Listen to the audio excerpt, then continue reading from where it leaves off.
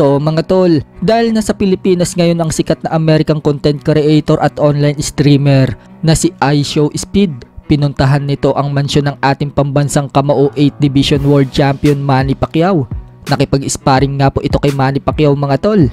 Wika pa nga po niya bago mag-umpisa ang laban, 70% lang daw ang ipapakita niyang lakas at puro body shot lang daw ang kanilang sparring.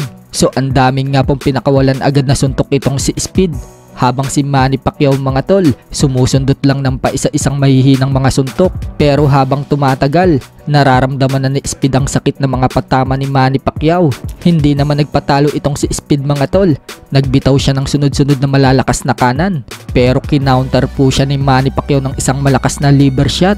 Sa lakas nga po ng suntok ni Manny Pacquiao mga tol, bagsak itong si Speed at hindi na nagawa pang tumayo pa. Kaya winner by knockout Manny Pacquiao. Bukod dyan, nagpasuntok din si Speed kay Manny Pacquiao sa braso ng walang gloves. Tiklop nga din po itong si Speed mga tol, na milipit siya sa sobrang sakit.